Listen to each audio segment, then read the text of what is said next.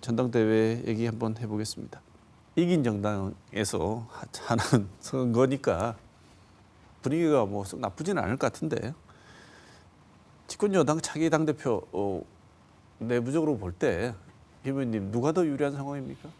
현재 몇몇 지역에서 권리당원 투표 결과가 발표되었지 않습니까?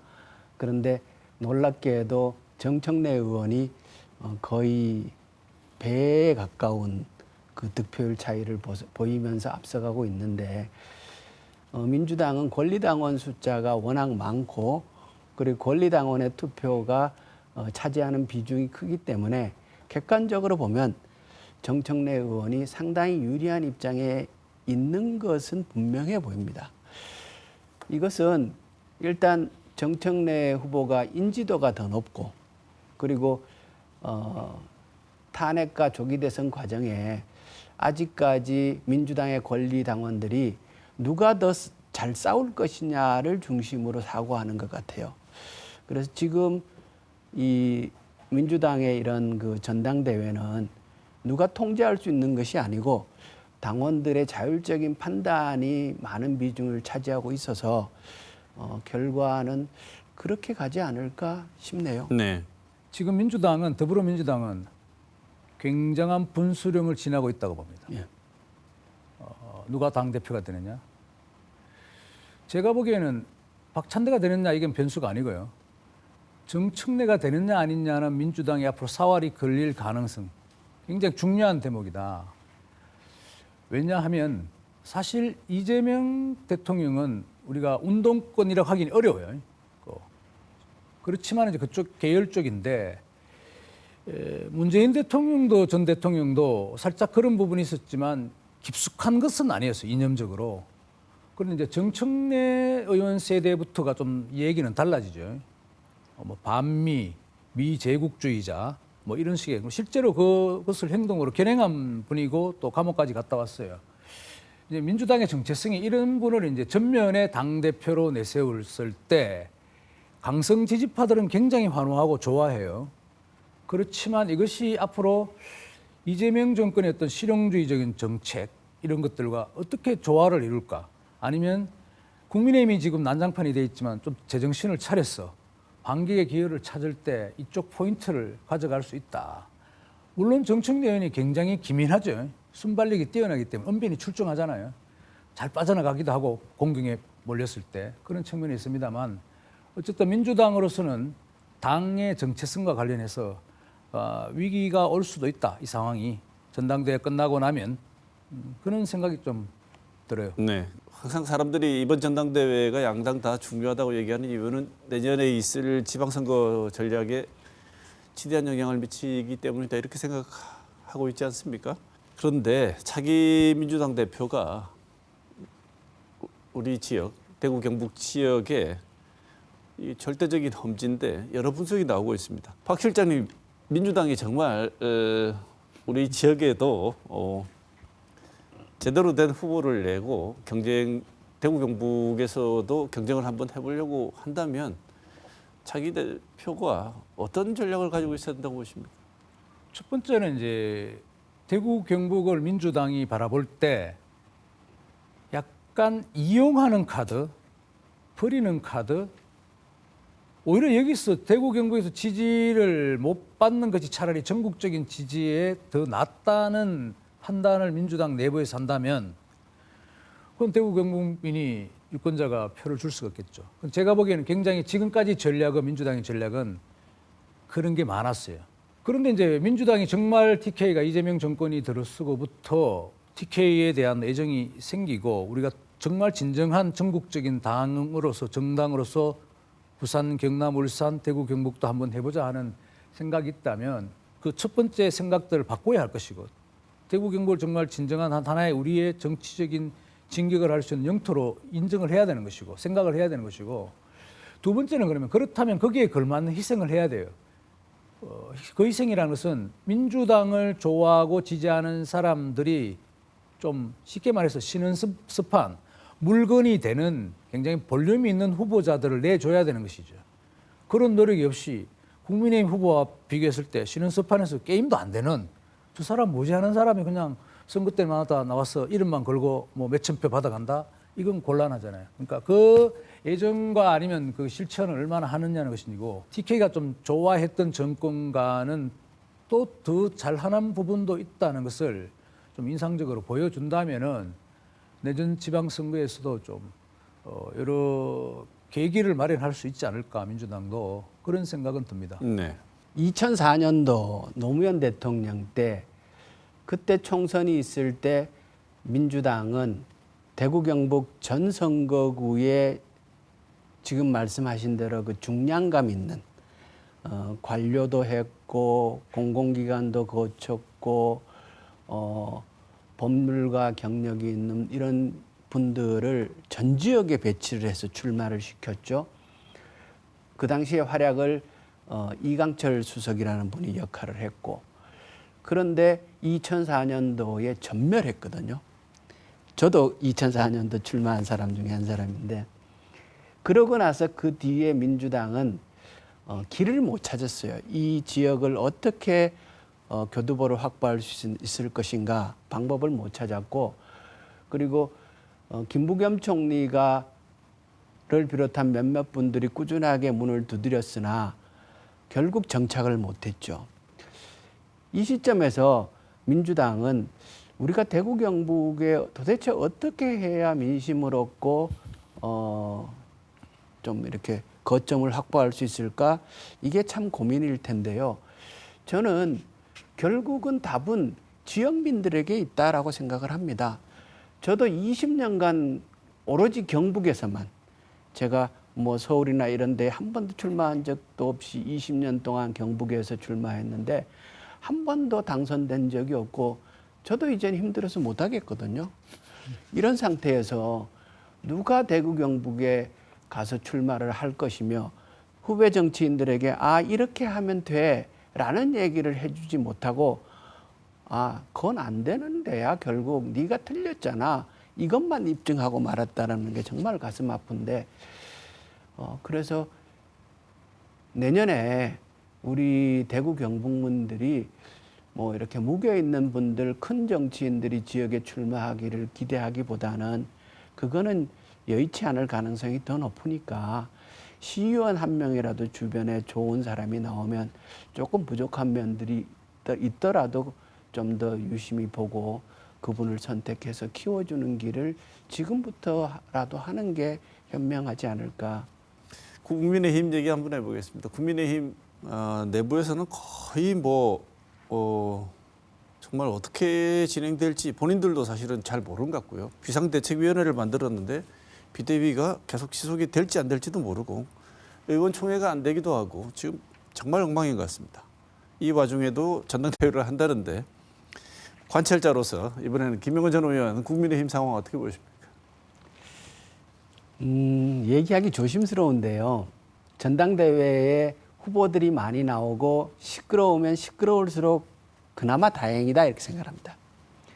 지금 대선에 지고 지지율도 형편없고 국민들의 관심도 멀어지는 상황에서 당이 조용하다 그러면 그거는 더 불행한 일이죠. 우리가 보통 보면은 요즘 이제 여름이다 보니까 홍수도 나고 장마도 지고 막 이렇게 하지 않습니까? 흙탕물이 져야 물이 맑아집니다.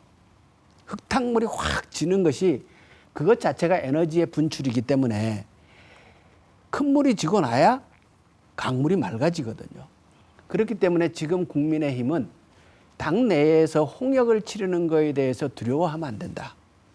그리고 그 과정에서 당원들도 지켜만 볼 것이 아니라 목소리를 내고 한국의 보수 정당이 무엇을 잘못했으며 이 대목이 중요합니다. 우리는 흔히 미래의 청사진을 얘기를 하는데 그 좋은 청사진만 얘기한다고 되는 것이 아니라 이때까지 우리가 무엇을 잘못했는가를 얘기하지 않으면서 미래의 좋은 얘기를 하는 것은 그건 허망한 일이거든요. 그래서 당원들이 나서서 우리가 무엇을 잘못했는가를 과감하고 냉철하게 내부적으로 논쟁할 필요가 있다. 그러면서 흙탕물을 거치고 맑은 물을 만들어 나가는 자정의 과정으로 그리고 새로운 건설의 과정으로 이 전당대회를 거치기를 당부드리고 싶습니다. 네. 박 실장님은 어떻게 바라보고 있습니까? 그 충격이 크죠. 네. 계엄령, 현직 대통령의 체포, 탄핵, 파면, 그리고 대선 패배. 이거 뭐 일사천리로 진행됐는데 지금 생각해 보면 어느 정당인들 그런 쇼크에서 지금 뭐 제대로 된 당의 기능을 할 수 있겠습니까? 아마 국민의힘은 이 사태가 굉장히 오래 갈 것이고 또 한편으로는 길게 갈 수밖에 없고 길게 가야 한다고 봅니다. 이게 단칼에 베어서 정리정돈이 될 수 있는 사안은 아닌 것 같다. 뭐 제가 최근에 이제 8월 10일 전당대회를 이제 국민의힘이 치르기로 했는데 아마 이걸 좀 지나면은 추스릴 수 있겠죠. 그런데 여기에 나오신 분들 뭐 한동훈 전 대표를 제고 제가 몇 분들을 이렇게 만날 기회가 있었는데 대화를 해보면 그 최근에 일어났던 일련의 정치적 사태를 바라보는 관점, 지난 대선까지 포함해서 그걸 인식하는 관점에서 현격한 차이가 있어요. 말이 우리가 뭐 글자로 찬반, 탄반, 뭐랍니까 발음도 제가 잘 안 나오는데 윤석열 대통령을 탄핵할 것인가 말 것인가부터 갈려 있잖아요. 현직 대통령을 끌어내릴 것인가 말 것인가. 이것도 아직도 거기에 대한 입장이 팽팽히 맞서고 있는 상황이에요. 그리고 김문수 전 장관 그러니까 대통령 후보가 41%입니까? 득표를 냈죠. 이재명 대표에 맞섰어.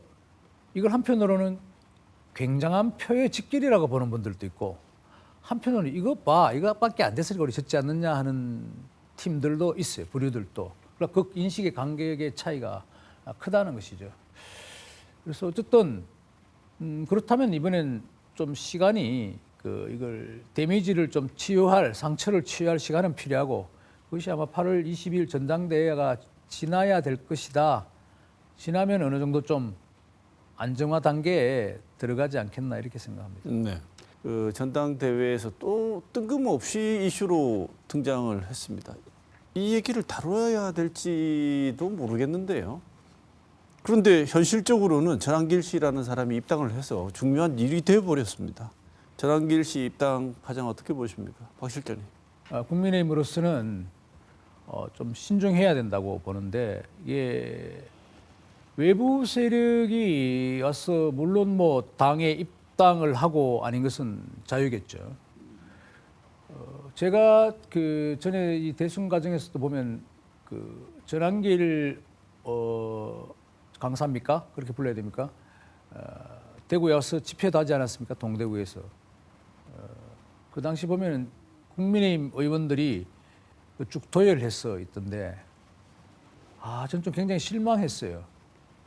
왜냐하면 그건 정치인의 몫을 포기한 자신들의 목소리는 내지 않고 다른 사람의 대리인을 내세워서 얘기를 한다는 것은 그럼 우리가 그 뽑은 사람, 국민이 신임해 준 사람들은 도대체 어디 있느냐는 것인데 그런 측면이고 그리고 한편으로는 전한길 씨가 지금 얘기하는 것은 뭐 사실상 그렇게 발언했어요. 내가 당을 장악하겠다는 식의 내가 지지하는 사람이 당대표가 될 것이다.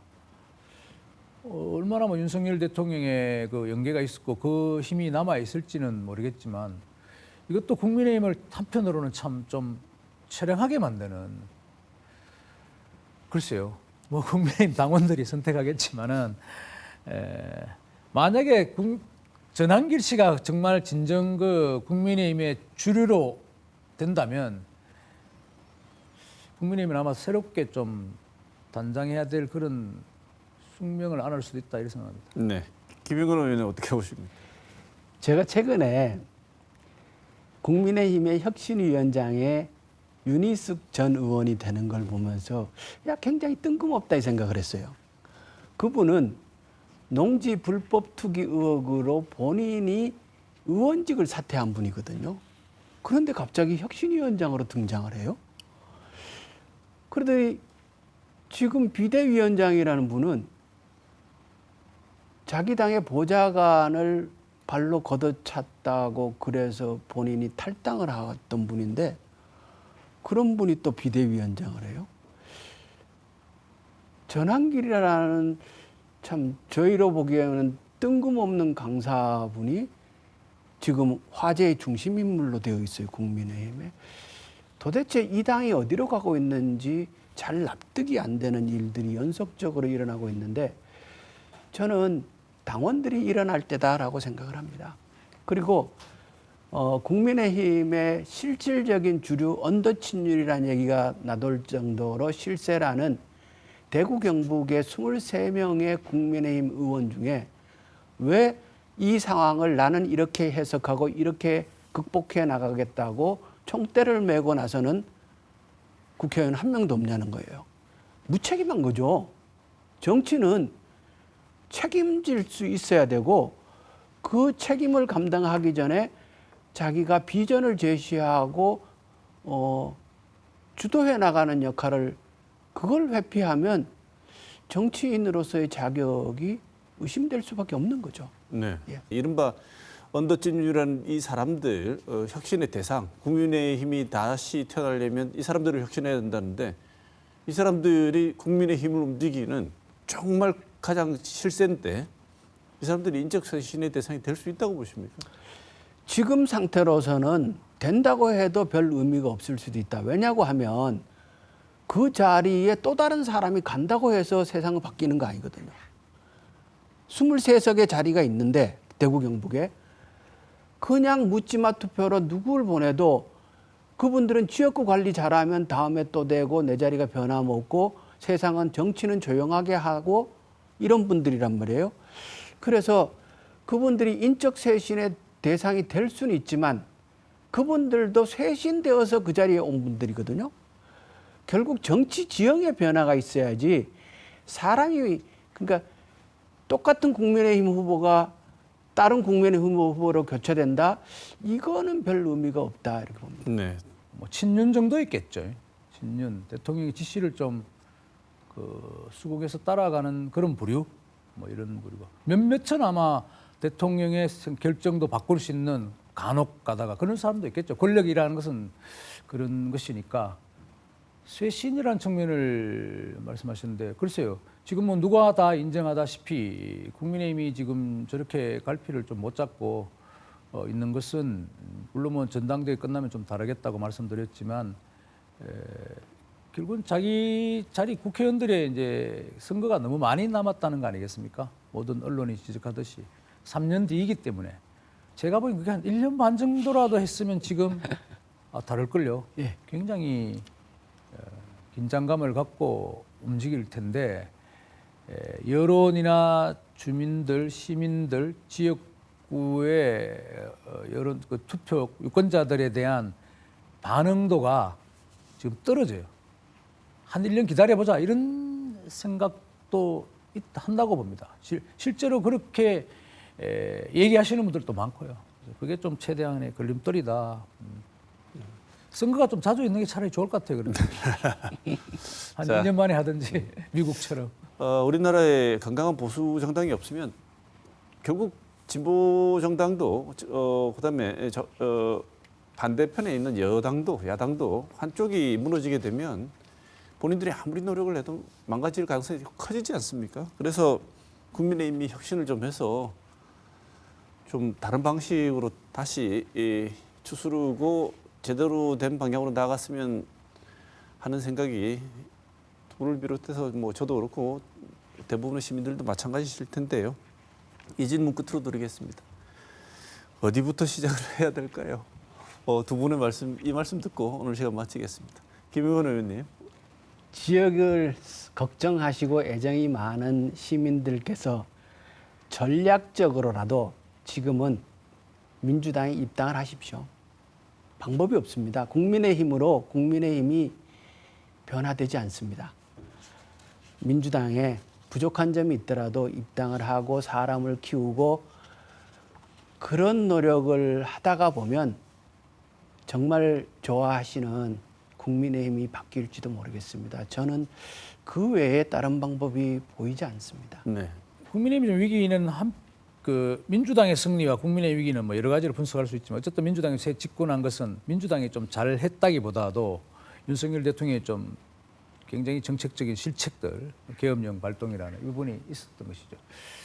뭐 국민의힘도 희망이 있을 겁니다. 예를 들면 뭐 지금 이재명 정권도 초창기부터 어떤 분들은 뭐 국민의 축복이다. 이재명은 앞으로 한 20년 정도 집권하면 좋겠다. 이렇게 거의 마첨성 발언도 하잖아요. 그런 것이 누적된다면은 이재명 정부도 쉽사리 그렇게 지금 60%를 넘지는 못할 것이다.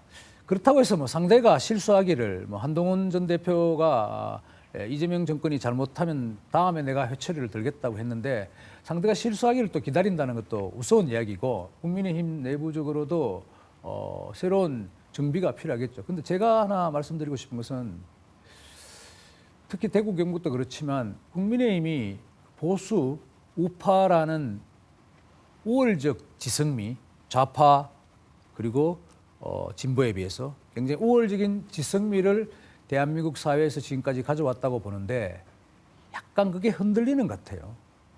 그래서 뭐 이게 좀 어떻게 들릴지 모르지만 좀 더 국민의힘은 이 기회에 좀 공부를 좀 더 하는 것이 진정한 자유민주주의, 시장 경제 그것이 무엇인지를 한 번 더 일별해보고 특히 다음에 당대표가 되시는 분들은 세대의 흐름, 지금 시대의 변화, AI 시대 이렇게 나가지 않습니까?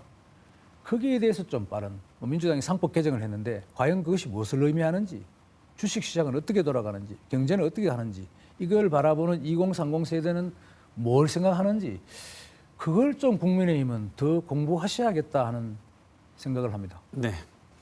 자, 오늘 월간 정치 시간에 이재명 정부 초대 내각 인선에 대한 평가, 전당대회를 앞둔 여야 양당의 내용들 오늘 월간 정치 늘 함께 하시는 두 분, 박재일 영남일보 논설실장, 김영원 전 더불어민주당 의원 두 분 모시고 오늘도 재밌는 말씀 그리고 양당이 꼭 들었으면 좋겠다고 생각되는 내용 함께 했습니다. 두 분 좋은 말씀 주셔서 감사합니다. 오늘 이 시간 마치겠습니다. 고맙습니다.